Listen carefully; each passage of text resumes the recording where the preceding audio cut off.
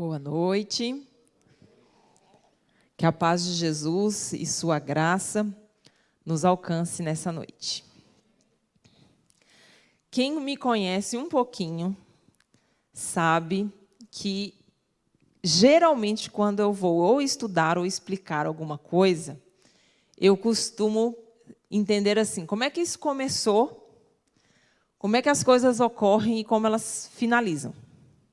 Profissionalmente, eu faço isso o tempo inteiro, então é normal que eu faça isso nas demais coisas. E quando eu estou estudando um tema da Bíblia, eu acabo tentando construir algum raciocínio desse jeito. Então, vou trazer uma dessas reflexões aqui para vocês hoje, porque Deus, Ele é o alfa e o ômega, Ele é o início e o fim. Então, Ele se preocupa em nos contar as histórias e nos explicar os começos. E ainda que a gente não entenda completamente o final, em algum momento Ele vai revelar. Então, que o Senhor nos abençoe aí na jornada que vamos fazer através da sua palavra. Uma boa noite a quem nos acompanha também pela internet. Vamos mais uma vez inclinar a nossa fronte, que nós vamos ler a palavra de Deus. Querido e poderoso Jesus, nosso Pai, muito obrigada, Senhor, pelo privilégio que nós aqui em Jacareí, na Igreja do Jardim América, temos nesta noite, de em tão boas condições, ó Pai, poder nos reunir para estudarmos a Tua palavra. E nós invocamos, ó Deus, o Teu Espírito Santo para falar conosco. Certamente todos nós temos cansaço, todos nós temos algum motivo para nos entristecer, mas certamente temos muitos motivos para celebrar. E um deles é a Tua graça e o Teu amor infinito. Que o Seu nome seja exaltado através da Tua palavra, em nome de Jesus. Amém. Queridos, imaginem comigo uma cena bem comum, que você já ouviu, para quem é pai já contou centenas de vezes aos filhos, às crianças. Mas imagine Deus como Criador, e Ele idealizando o nosso mundo, criando cada detalhe da natureza. Mas, em um momento específico, Deus vai criar a humanidade. E Ele tem um cuidado muito especial ao criar a humanidade. Quando a gente vai ler ali Gênesis capítulo 1, você vê, e o capítulo 2, que Deus, Ele molda Adão com as suas próprias mãos. Que Deus dá vida a Adão através do sopro que saiu da sua boca. Então, a humanidade, recebeu o sopro de Deus. Ela foi moldada com suas mãos. É muito zelo, é muito carinho, é muita proximidade para fazer isso. Então, a origem da humanidade, ela tem um planejamento. Deus plantou um jardim e Ele colocou o homem ali. Ele idealizou que o homem trabalhasse, que o homem tivesse família. Enfim, é muito carinho que tem envolvido em tudo isso. E, de repente, já nos primeiros capítulos da Bíblia, nós vemos que, apesar de todo esse carinho, de toda aquela perfeição, o ser humano, ali representado especialmente por aquele que foi moldado pelas mãos de Jesus, Adão, ele transgride a única ordem de Deus. Eu gosto sempre de lembrar que, muitas vezes, os cristãos, nós como adventistas, e muitas vezes a juventude, ela diz assim, nossa, a igreja é a igreja do não. Não, seguir esse tal de Deus, Deus é o Deus do não. Mas desde o princípio, Deus é o Deus do sim. Pensa que Ele criou o mundo inteiro, botou um jardim assim, que ele pegou um pedacinho do mundo, separou e falou assim, aqui eu vou pôr um plus de beleza, de cuidado. E Ele diz assim, você pode tudo. Deus é o Deus do tudo. Você pode tudo. Ele é o Deus do sim. Exceto um. E mesmo hoje em dia, que a gente tem inúmeras formas de pecado, de coisas ruins, pode acreditar. Quando você está seguindo a Deus, Ele é o Deus do sim. Tem inúmeras coisas que a gente pode fazer, pode desfrutar, que Deus deixou para nós ainda nesse mundo com aí cerca de 6.000 anos de pecado e de tragédia e de desgraça. Mas, apesar de todo esse sim, a gente conhece a história e Adão, ele opta justamente pelo único não, né? E ali ele transgride a lei de Deus e entra no mundo uma série de consequências. E muitos anos depois, Paulo vai escrever um capítulo 5 de Romanos, e ele começa a fazer uma ênfase muito grande sobre a questão de que o pecado entrou no mundo através de uma única pessoa. E é neste capítulo que nós vamos ler ali vários versículos e entender que isso é algo importante. Essa origem do pecado, esse início, ele tem uma importância muito grande. E Paulo, nesses textos de Romanos capítulo 5, ele vai trazer a reflexão assim, o que Cristo é comparando com esse Adão? E o que isso tem a ver com a gente? Então, eu convido vocês a abrirem a Bíblia aí, Romanos 5, nós vamos ler alguns versos.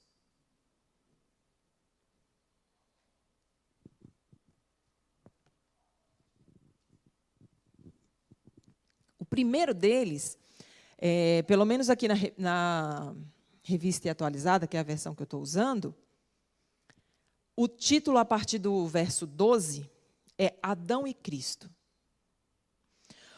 O que Cristo tem a ver com essa pessoa tão importante para nós, que é o nosso pai humano, o primeiro de todos eles? E o verso 12, Paulo diz assim, ó, Deus, né, melhor dizendo, Paulo escreve, mas Deus diz assim, portanto, assim como por um só homem entrou o pecado no mundo, e pelo pecado a morte, assim também a morte passou a todos os homens, porque todos pecaram. Nesse primeiro verso, ele enfatiza que foi através de um só homem que entrou o pecado no mundo. E através do pecado, a morte.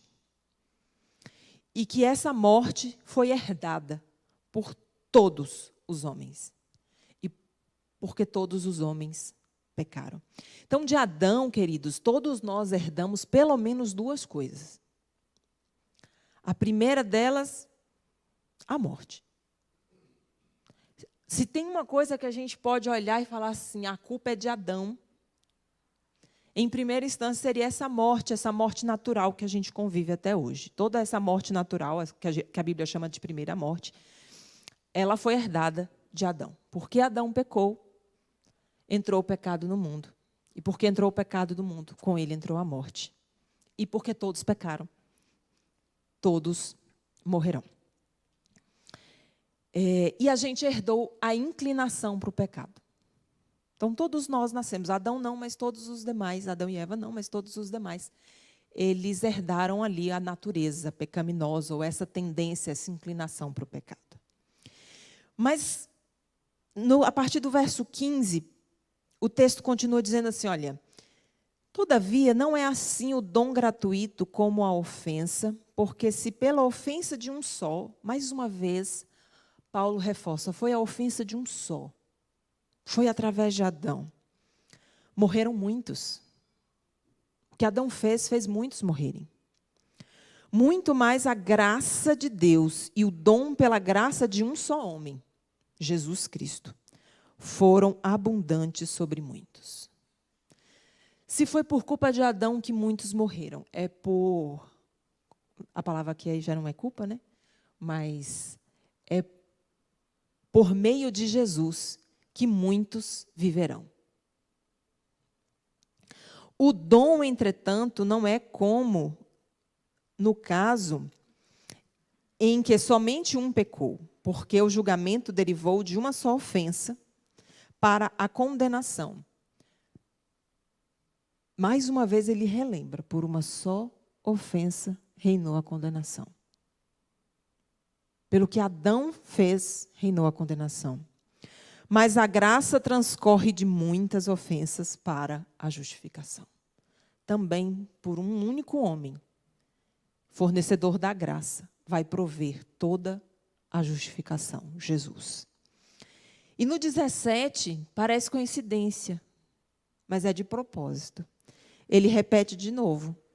Se pela ofensa de um, e por meio de um só, reinou a morte, muito mais os que recebem a abundância da graça e o dom da justiça reinarão em vida por meio de um só, a saber, Jesus. Se foi por causa de Adão que a morte entrou, é por causa de Jesus, um só, um homem só também. Reina toda a graça. Mas ele quer que isso, de alguma forma, entre na nossa cabeça, porque no verso 18 ele repete a mesma coisa. Ele diz: pois assim como por uma só ofensa, pela ofensa de Adão, veio o juízo sobre todos os homens para a condenação, mas assim também, por um só ato de justiça, veio a graça sobre todos os homens para a justificação que dá a vida. E no 19, um dos versos mais imponentes da Bíblia, porque como pela desobediência de um só homem, porque por alguma razão Paulo queria que a gente ficasse bem ciente disso. Né? Concorda? Porque em todos os versos ele diz por um só homem, uma só ofensa. Porque como pela desobediência de um só homem, muitos se tornaram pecadores. Assim também, por meio da obediência de um só, muitos se tornarão justos. Por meio de Jesus, muitos se tornarão justos. E o verso 20, que era o verso que eu queria dizer que era muito imponente, sobreveio a lei para que avultasse a ofensa, mas onde abundou o pecado, superabundou a graça. Se abundou o pecado, se por causa da ofensa de um só, se por causa de tudo que, da escolha de Adão, a morte veio à humanidade, todos pecaram, herdamos essa natureza, mas onde abundou o pecado, superabundou a graça. Através de um só homem, também veio a justiça e muitos se tornarão justos. A fim de que, como o pecado reinou pela morte, assim também reine a graça pela justiça para a vida eterna, mediante Jesus Cristo, o nosso Senhor. Algumas considerações aqui. A Bíblia fala sobre duas mortes. A primeira, essa aqui, que o texto diz, por causa de uma só ofensa, entrou a morte. É a morte natural. Então, todo mundo que nasceu depois de Adão, herdou, e a gente pode olhar e dizer, a culpa é tua. Mas a Bíblia também fala sobre a segunda morte. Essas mortes só vai passar aqueles que rejeitarem este homem, o único pelo qual a ofensa de muitos, olha o que o texto diz, a fim de que, como o pecado reinou pela morte, assim também reinasse a graça pela justiça para a vida eterna, mediante Jesus Cristo, o nosso Senhor.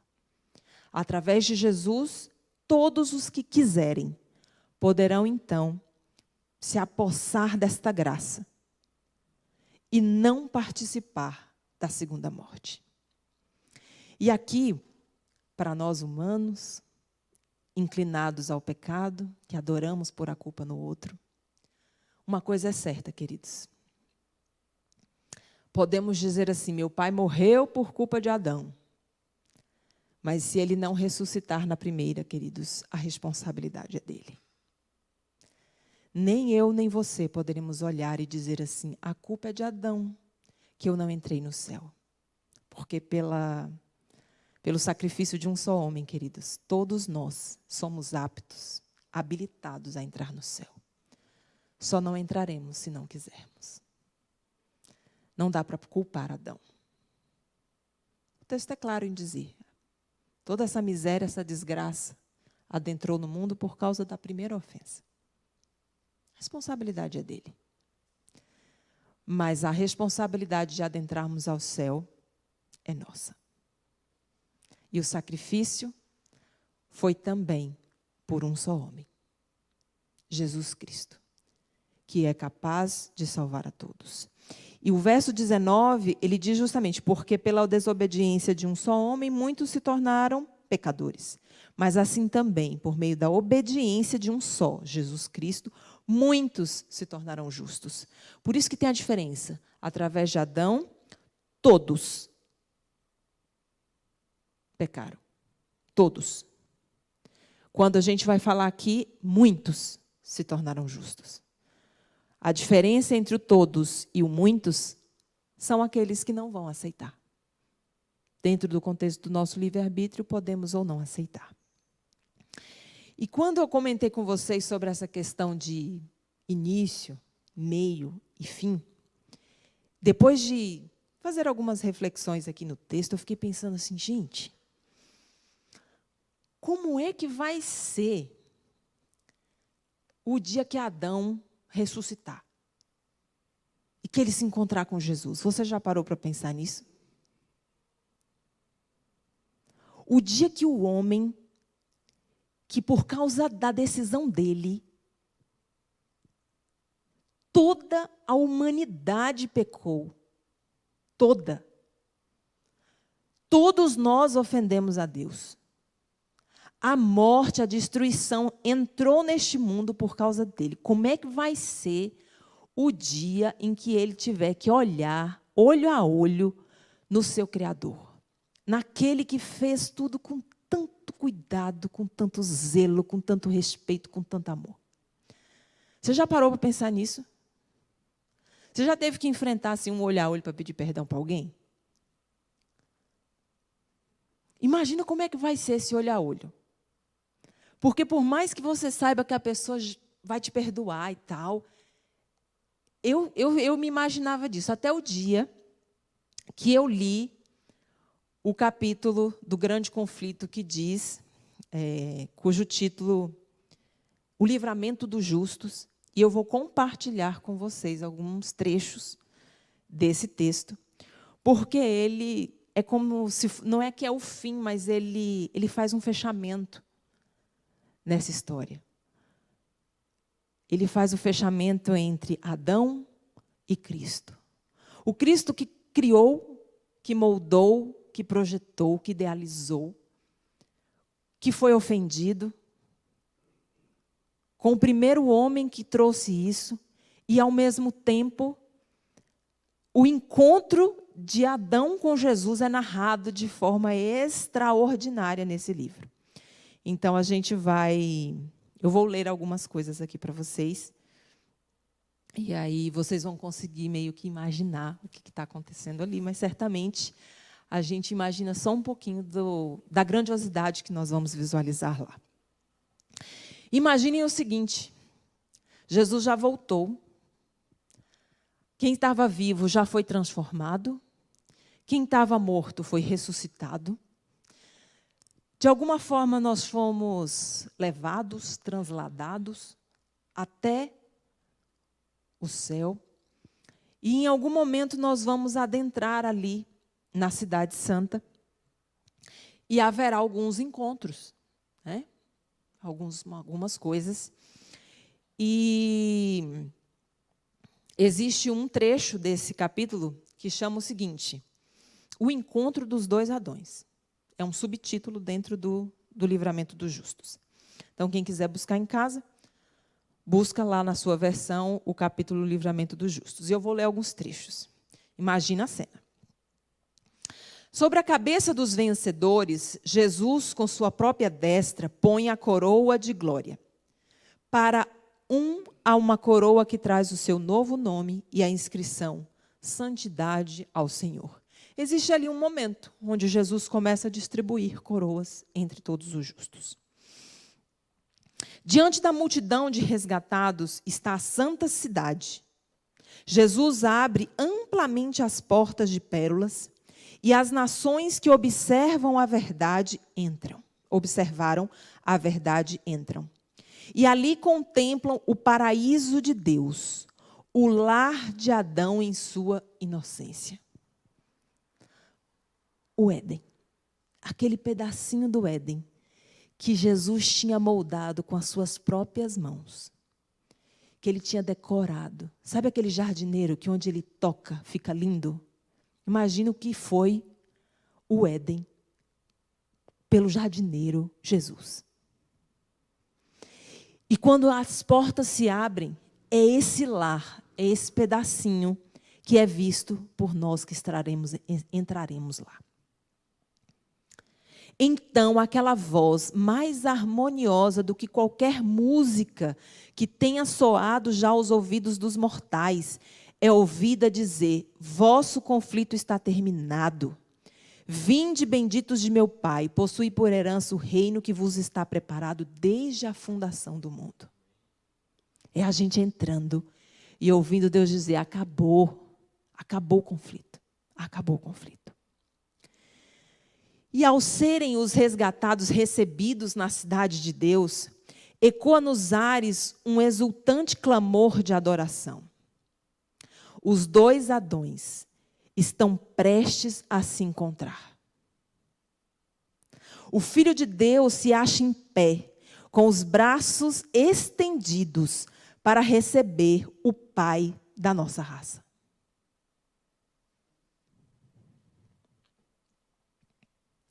O ser que ele criou e que pecou contra o seu Criador. O ser que ele criou com as próprias mãos e que pecou contra ele. E por cujo pecado os sinais da crucifixão aparecem no corpo do Salvador. Ao divisar Adão os sinais dos cruéis cravos, agora é Adão contemplando Jesus e vendo as marcas, ele não cai ao peito do seu Senhor, porque quando Jesus está de braços abertos, ele está esperando dar um abraço em Adão. Só que Adão não vai. Mas ele se lança em humilhação a seus pés, exclamando: digno, digno é o cordeiro que foi morto. Mas com ternura, o Salvador o levanta, convida-o a contemplar de novo o Éden, o lar edênico, do qual havia tanto tempo ele fora exilado. Tem cena de perdão mais linda do que essa?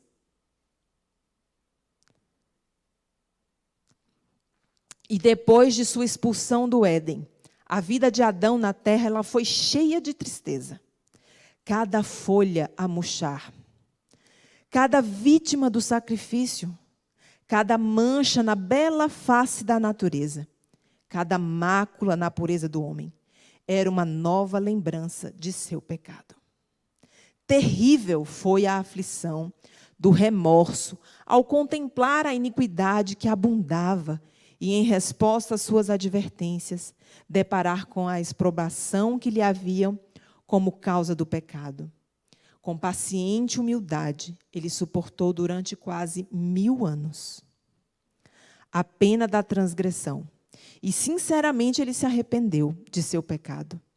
E, confiando nos méritos do Salvador prometido, morreu na esperança de uma ressurreição. O Filho de Deus redimiu a falta e a queda do homem. E agora, pela obra da expiação, Adão é então reintegrado em seu primeiro domínio. E para finalizar, vê as videiras que a sua mão tratara, as mesmas flores que com tanto prazer cuidara. Seu espírito apreende a realidade daquela cena.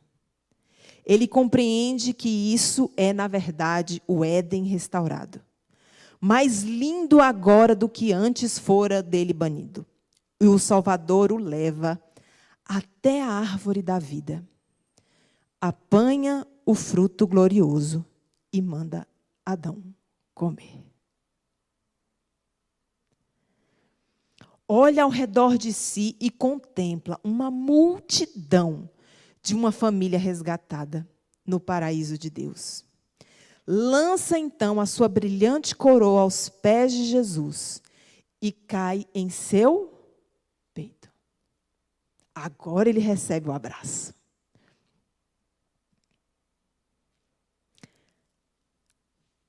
Dedilha a harpa de ouro e pelas abóbadas do céu ecoa um cântico triunfante. Digno, digno, digno é o cordeiro que foi morto e reviveu. E a família de Adão associa-se ao cântico e lança as suas coroas aos pés do Salvador. inclinando-se perante ele em adoração. Esta reunião é testemunhada pelos anjos que choraram quando da queda de Adão e rejubilaram quando Jesus ascendeu ao céu. E depois de ressurgido, tendo aberto a sepultura a todos os que crescem em seu nome, contemplam agora a obra da redenção completa e unem as vozes no canto de louvor. Eu quero estar lá para presenciar essa cena. A cena onde nós vamos ver o Criador que foi ofendido reintegrando Adão e dizendo: vem, está de volta o Éden que eu preparei, está de volta a eternidade com que eu te criei. Come do fruto da árvore da vida. E todos nós somos convidados a entrar neste grupo dos que se tornaram justos, ao aceitarmos que, apesar da ofensa de um só homem, tem entrado a morte e o pecado no mundo. Através de um só homem, Jesus Cristo, entrou também o perdão, que é capaz de nos justificar, para a gente presenciar, certamente, a maior cena de perdão do mundo inteiro. E que provavelmente o universo vai contemplar. O dia em que o primeiro homem encontrará seu Salvador, será restituído ao Éden e poderá novamente comer do fruto da árvore. Que a gente se prepare para estar ali. Eu combinei com a equipe de louvor para a gente cantar de novo a música Graça. Certamente ela terá uma graça diferenciada quando nós a cantarmos novamente, depois da reflexão que nós fizemos essa noite.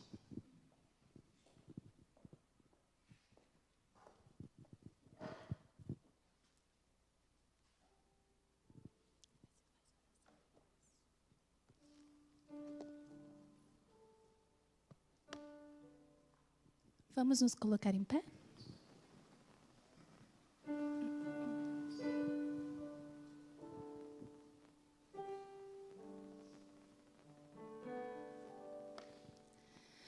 A graça é um ponto de encontro, lugar onde os fardos se espalham no chão, onde todo que chega cansado, tranquilo descansa o seu coração. A graça se explica em uma cruz. Lá eu posso entender o que o céu me traduz. A morte era minha sentença, mas agora sou livre em Jesus. Graça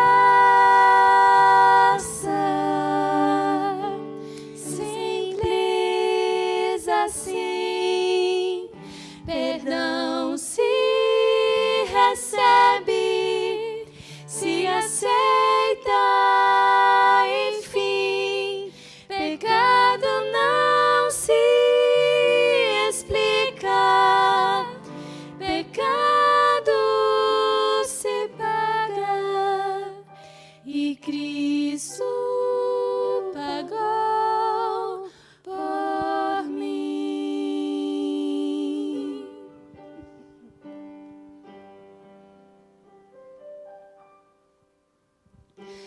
Havia imensa separação entre a raça caída e o Deus do perdão. Mas a graça fechou o abismo e sem hesitar estendeu-nos a mão, mostrou-nos a estrada de volta à casa do Pai, onde iremos morar. Nos dá esperança que move a certeza que Cristo em breve virá.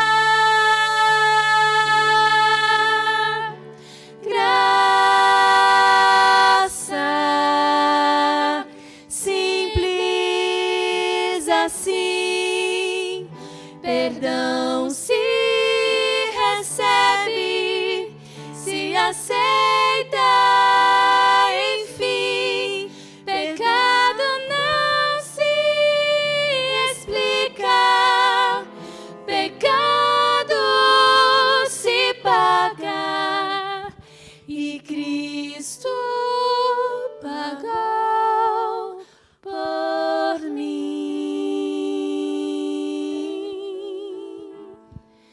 E Cristo pagou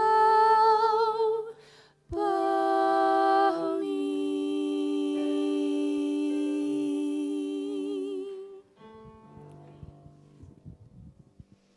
Oremos. Querido Deus, obrigada. Obrigada por esta graça maravilhosa. Obrigada por nos idealizar e não desistir de nós. Obrigada por nos criar e vir nos buscar. Pai, prepara a tua igreja para enfrentar esses dias e estarmos, ó Deus, de pé diante do Senhor, para sermos a igreja triunfante. Quem sabe aqueles que poderão adentrar no céu sem sequer passar pela morte. Usa-nos, ó Deus, para concluirmos a tua missão nesta terra. E prepara-nos para vermos esta cena, narrada com alguns detalhes, mas certamente vai ser muito melhor do que sequer podemos imaginar. Nos leva, ó Pai, para o lar. Aceitamos esta graça maravilhosa. Aceitamos o teu perdão. Nos leve para casa em segurança e nos prepare aí para o restante das atividades, até podermos adentrar nas mansões celestiais. Cuida da tua igreja, ó Deus. Cuida das nossas famílias, por favor. Em nome de Jesus. Amém. Podeis vos